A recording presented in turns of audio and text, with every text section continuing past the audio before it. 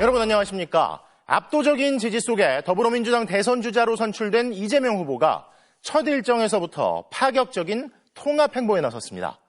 현충원을 찾아 이승만 박정희 전 대통령과 박태준 전 포스코 명예회장 묘역을 참배한 데 이어 보수 진영의 대표적인 전략가로 꼽히는 윤여준 전 장관을 상임선대위원장으로 영입한 건데요.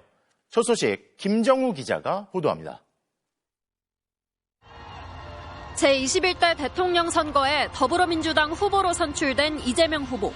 첫 일정으로 찾은 곳은 국립서울 현충원이었습니다. 정렬.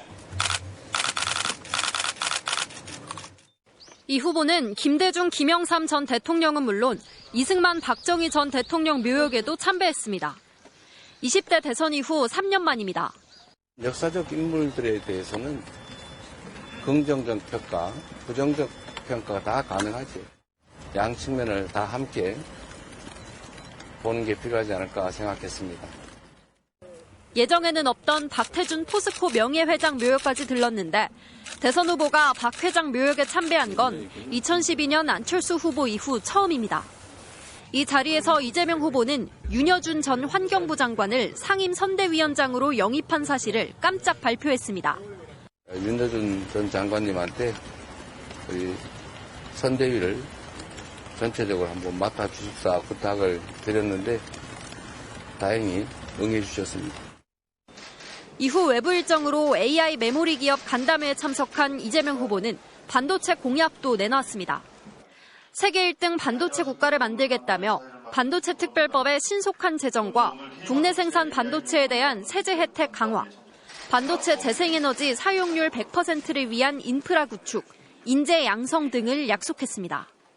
국가 경제라고 하는 게 결국 기업 활동에 의해서 유지될 수밖에 없는데 국민들의 민생을 책임지는 우리 정치도 경제 성장 발전에 총력을 다해야 될 때라고 생각합니다.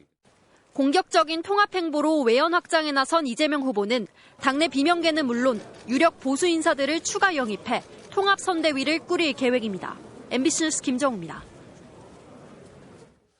대부분 전직 대통령 묘역 참배에 주목하지만 오늘 더불어민주당 이재명 후보의 첫 일정에서 눈에 띄는 이례적인 부분이 있었습니다. 박정희 전 대통령의 신임을 받았고 김대중 전 대통령이 임명한 총리이기도 했던 포스코 설립자 박태준 전 총리를 치켜 세우며 묘역을 찾은 장면이었는데요.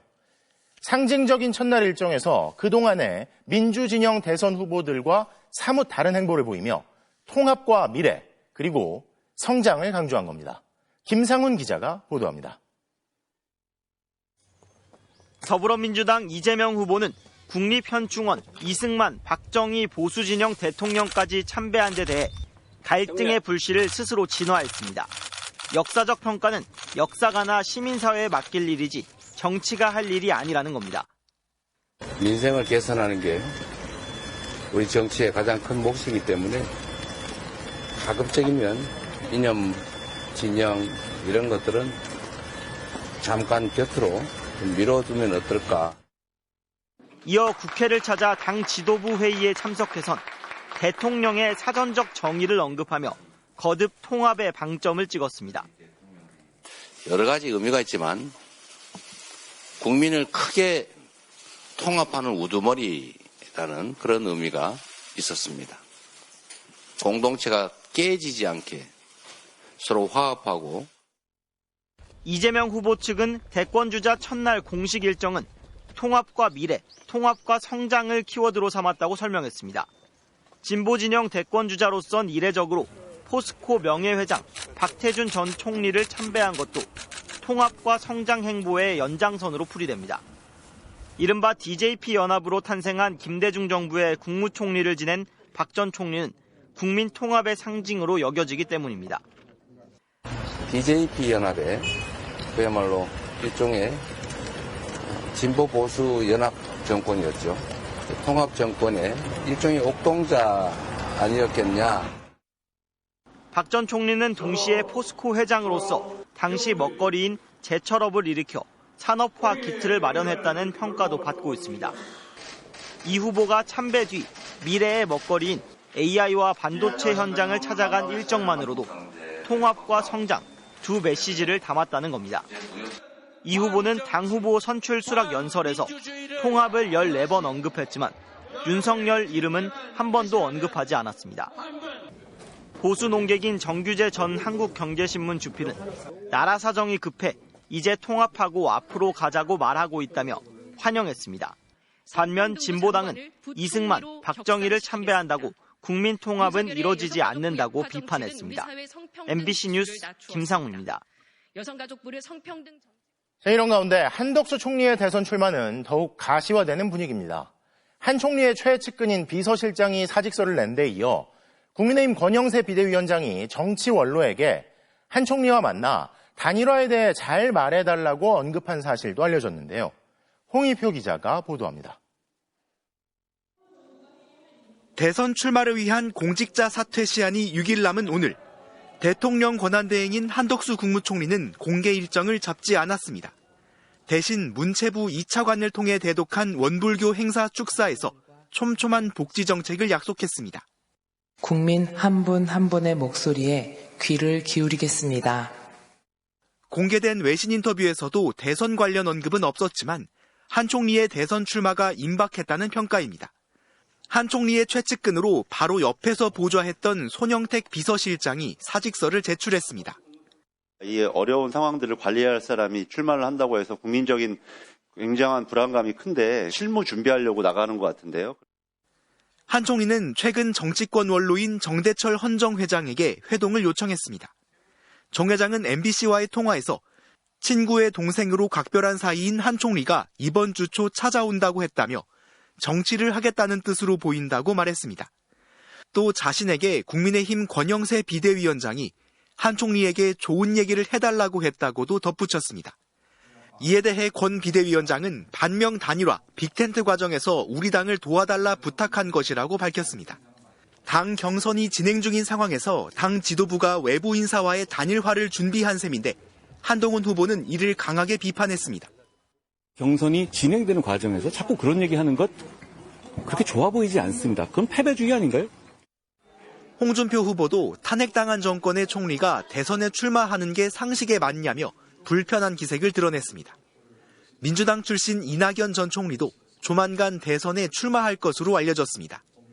한 총리가 실제 출마할 경우 이른바 반명 빅텐트 논의가 급물살을 타며 보수 진영 구도가 요동칠 수도 있습니다. MBC 뉴스 홍희표입니다. 국민의힘은 내일 오후 2차 경선 결과를 발표합니다. 2차 경선을 위한 투표 마지막 날. 김문수 후보는 수출 5대 강국 도약을 공약으로 제시하면서 당선 즉시 관세전쟁 대응을 위한 한미 정상회담을 제안하겠다고 선언했습니다. 관세 문제와 조선, LNG, 방산, K방산, 반도체, 원전 투자 협정을 아우르는 포괄 패키지 협상을 추진하겠습니다. 오후에는 커피숍에서 청년들을 만나 직접 커피를 만들어주는 일정을 소화했습니다. 홍준표 후보는 중소기업 중앙회를 찾아 중소기업 맞춤형 공약을 발표했습니다. 중소기업의 상속세를 면제하고 최저임금 차등 적용을 검토하겠다고 강조했습니다. 중소기업의 경영력이 굉장히 과중되고 있어요. 지역별, 업종별, 내 외국인별 이 차등 적용하는 것을 검토를 하지 않을 수가 없다. 안철수, 한동훈 후보는 충청권 민심을 겨냥했습니다. 안 후보는 국립대전현충원을 방문해 최상병 묘소를 참배하고 충북대에서 탄핵 반대 학생들과 만났습니다. 대전 충청 지역 맞춤 공약도 발표했습니다. 대한민국의 미래를 이끄는 중심축이 되어야 된다고 믿습니다.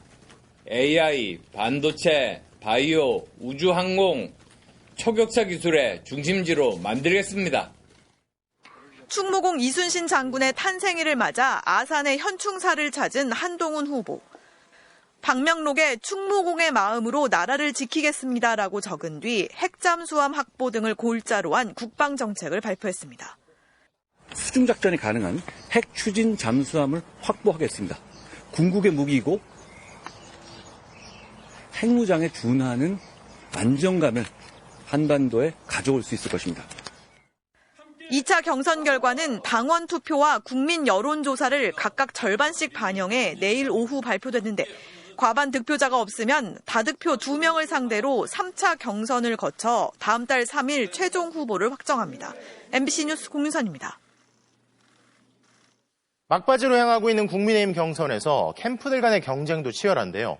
그런데 국민의힘 당원도 아니고 한동훈 후보 지지자도 아닌 한 시민이 자신도 모르는 한동훈 캠프의 정책특보 위촉장을 받았다고 제보를 해왔습니다. 누가 어떻게 개인정보를 얻어서 엉뚱한 위촉장을 보내는 건지, 선거 때만 되면 비슷한 일이 반복되지만 규제할 방법은 딱히 없는 상황입니다. 김민영 기자의 보도입니다. 국민의힘 한동훈 경선 후보 캠프 로고가 박힌 특보 위촉장. 서울 지역 정책특보로 위촉한다며 한동훈 후보의 직인이 찍혀 있습니다. 지난 24일 한 50대 남성은 문자 메시지로 이 위촉장을 받았습니다. 그런데 이 남성은 한동훈 후보 지지자는 물론 국민의힘 당원조차 아니었습니다. 아니, 내 이름은 어떻게 알았지? 그 다음에 내 전화번호는 어떻게 알았지? 조금 당황스러웠어요. 나는 정당 가입한 걸 사실도 일도 없고. 인터넷 주소도 제시하면서 취소를 요청하면 정보를 모두 삭제한다고 안내했습니다. 접속하자 임명장을 제작한 업체 이름을 확인할 수 있었습니다. 이 임명장 업체는 블로그를 통해 한 사람이라도 더 내 편을 만든다. 선거가 시작되면 많은 사람들이 지인 명단을 갖고 캠프를 방문할 거라고 홍보했습니다. 업체 측은 캠프에 시스템을 설치해 주었고 캠프가 개인정보를 넣어 임명장을 보냈다며 개인정보 출처는 모른다고 주장했습니다. 한동훈 캠프는 주변 사람들의 당사자 확인을 거쳐왔는데 절차가 지켜졌는지 확인해보겠다고 해명했습니다. 한 후보 캠프만의 일이 아닙니다. 더불어민주당 정준호 의원은 자신이 받은 김문수 캠프 조직특보 임명장을 공개하며 상대당 의원에게 뿌릴 정도면 얼마나 많이 뿌린 거냐고 반발했습니다. 동의 없이 타인의 개인정보를 활용을 하고 있다라는 그 자체가 괘씸하죠. 민간기업의 피라미드 바람을 모집하는 거하고 다른 게 뭐가 있겠어요?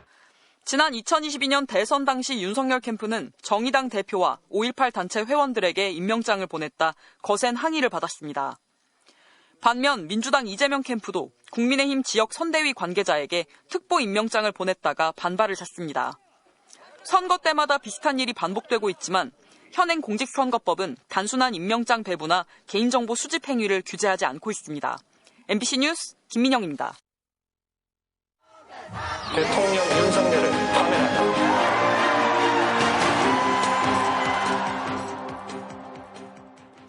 대선을 앞둔 정치 현장 소식, 오늘은 정치팀 신수아 기자가 나와 있습니다. 자, 신 기자, 첫 번째 소식은 뭘까요? 콘클라베 단일화, 콘클라베 이 가톨릭에서 추기경들이 교황을 무제한 회의를 통해서 선출하는 방식이잖아요. 근데 국민의힘 경선 얘기인 것 같은데 콘클라베는 또 뭐고, 이게 후보들은 있는데 단일화? 한덕수 총리 얘기가 나오는 걸 보면 당외 인사와의 단일화부터 얘기가 나오고 있는 것 같아요. 네, 이 국민의힘 후보들이 저마다 한덕수 총리와의 단일화하겠다고 나서면서 네. 그 방식을 제시하면서 나온 이야기입니다. 발언부터 들어보겠습니다. 네. 두 분이 또는 다른 이준석이라든 다른 분까지 모여서 이 교황을 뽑듯이 콘클라베를 하듯이 한덕수 대행이 나오면 내가 후보가 되더라도 다시 단일화 협상을 해서 그건 원샷 경선을 하면 됩니다. 자, 이렇게 단일화를 계속 얘기하는 걸 보면 국민의힘 경선은 그러면 최종이 3차가 아니라 4차까지 간다고 봐야 될까요? 그런데 이게 콘클라베 방식이 가능하긴 한 겁니까? 말은 그럴듯한데 사실 뜯어보면 불가능한 이야기입니다. 이 교황을 뽑는 콘클라베는 후보를 정하지 않고 투표인단인 추기경들이 모두 다 후보라는 전제하에서 비공개 투표를 반복해서 교황을 정하는 겁니다. 네. 근데 국민의힘 후보 1명과 한덕수 총리 이렇게 2명의 후보가 이미 나와 있는 상황에서 콘클라베를 한다. 네. 이 말은 그냥 사실 여론조사로 단일화한다는 말과 다르지 않습니다. 그렇네요. 이 프란체스코 교황의 선종으로 콘클라베라는 말이 오르내리니까 유권자들의 눈길을 끌려고 이런 단어까지 따온 것으로 봐야 합니다. 자, 윤석열 전 대통령 때도 그랬지만 이번에도 외부 후보 영입이 보수 진영을 출렁이게 할까 싶은데, 자, 다음 소식은 뭘까요? 다음 소식은 자, 이재명의 노무현까지는 알겠는데 네. 국민의힘의 노무현? 이게 국민의힘의 노무현이 잘 어울리지 않는 것 같은데요? 네, 양측 모두 노무현 전 대통령을 공교롭게 언급하고 나선 겁니다. 그 내용부터 먼저 들어보겠습니다. 네. 23년 전 오늘은 노무현 대통령이 민주당 대선 후보로 선출된 날입니다. 예를 들면 노무현, 정몽준 멋지고 국민들이 볼 때 참 좋은, 보기 좋은, 그리고 납득이 가는. 홍준표 후보도 SNS에 노무현처럼 국민만 보고 묵묵히 가겠다고 적었습니다. 자, 노무현 전 대통령을 국민의힘에서 얘기한다. 어찌됐든 민주당과 국민의힘에서 각각 노무현 대통령을 얘기하는 건 다른 이유가 있는 거네요. 그렇습니다. 이재명 후보는 노무현 정신을 강조하면서 네 번째 민주정부의 대통령이 내가 되겠다, 이런 의미를 강조한 겁니다. 네. 어제는 2002년 16대 대선 당시에 노무현 전 대통령이 민주당의 후보로 선출된 날이기도 했습니다. 네, 반면 국민의힘 후보들은 정몽준 후보와의 극적인 단일화를 통해서 이회창 대세론을 뒤집었던 그 노무현을 소환하고 있는 겁니다. 같은 노무현이지만 서로 다른 노무현을 말하고 있습니다. 자, 마지막 소식이죠. 마지막 소식은 총리급 경호라고는 하는데 오늘도 우려되는 상황이 있었습니까?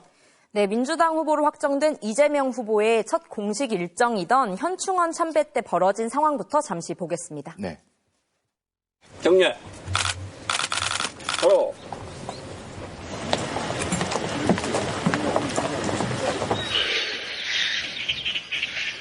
누구야? 이 한 남성이 이 후보에게 서한을 전하겠다고 기다리다 제지당하는 소동이 벌어진 겁니다. 그렇군요. 네, 이 후보는 작년 1월 부산 가덕도 피습 사건을 의식해서 경선 중에는 공개 일정을 자제했는데요. 이제 대선 후보로 공개 행보가 불가피한 상황에서 첫날부터 소동이 벌어진 겁니다. 여야 대선 후보에게는 경찰이 국무총리급 특별 경호를 하는데 이재명 후보도 그 대상이 됐습니다. 자, 양당 후보 또 다른 후보들 대선 후보 누가 나올지는 아직 안 정해졌지만 경호가 잘 이루어져야겠네요. 정치팀 신수아 기자 잘 들었습니다.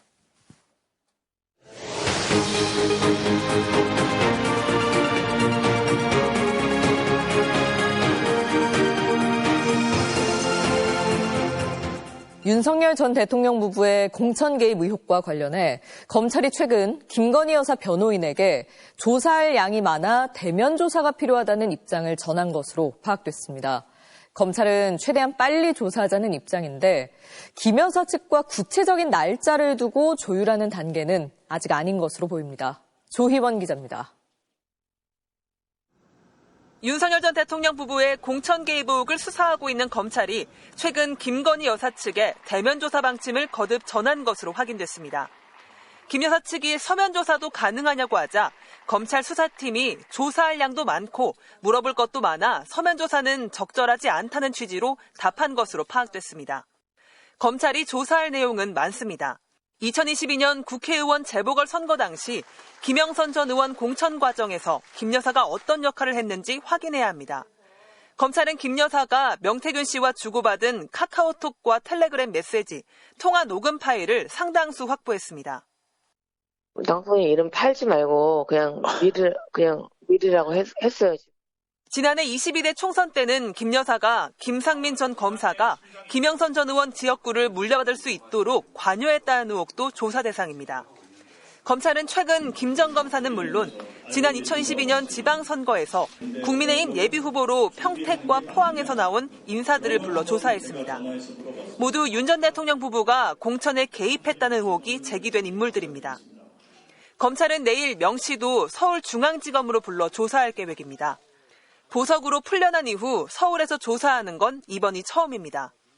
검찰은 김 여사가 동의한다면 당장 이번 주라도 김 여사 조사를 진행하겠다는 입장인 것으로 전해졌습니다. 과거와는 확연히 달라진 태도입니다. 검사는 김 여사의 도이치모터스 주가 조작 의혹을 수사하며 4년간 2차례 서면 조사를 했습니다. 지난해 대면 조사 때는 경호처 부속 건물에서 검사들이 휴대폰을 반납한 채 조사해 황제조사 비판에 직면했습니다. 김 여사가 최근 국회 과방위 출석 요구에 심신쇠약을 이유로 불출석 의사를 밝힌 만큼 검찰이 원하는 대로 이른 시일 안에 대면 조사에 응할지는 불투명해 보입니다. MBC 뉴스 조희원입니다. 무속인 건진법사의 청탁 의혹을 수사하는 검찰이 건진법사의 아내와 처남, 딸까지 출국금지 조치한 걸로 전해졌습니다. 처남 몫이라고 말했던 대통령실 행정관을 통해 인사와 이권에 개입했는지 살펴보고 있는데요. 또 통일교 측이 지난 2022년 김건희 여사 선물로 건넸다는 다이아몬드 목걸이의 행방과 대가를 찾는데도 주력하고 있습니다. 이승지 기자가 취재했습니다. 윤석열 정부 출범 2달도 안 된 2022년 7월 5일 11월 41분. 건진법사 전성배 씨가 화장품 사업을 하는 딸과 주고받은 문자 메시지입니다. 대통령실 문화체육비서관과 시민사회 수석실로 공문을 발송했다고 한다는 딸에게 전 씨는 대통령실 신모 행정관을 언급하며 처남인 찰리 몫으로 찰리가 관리하는데 언제든지 쓸 수 있다고 답했습니다. 검찰은 전 씨가 신행정관을 통해 각종 인사와 정책에 개입했을 수 있다고 보고 전 씨는 물론 아내와 처남, 딸까지 모두 출국금지 조치한 걸로 알려졌습니다. 건진법사 전 씨는 2014년 김건희 여사의 코바나 컨텐츠 고문을 맡았고 전 씨와 처남, 딸은 지난 대선 당시 함께 윤석열 후보 선거대책위원회에서 활동했습니다. 우리 직원들 다 이리 와. 전부 다. 전성배 씨는 검찰 조사에서 찰리와 신행정관이 관계가 형성되어 있으니 삼촌한테 부탁하면 된다는 뜻이라고 진술했습니다. 공교롭게도 전 씨와 전 씨의 아내, 그리고 찰리로 불린 처남은 검찰 수사가 시작되자 지난해 말 일제히 휴대전화를 바꿨습니다.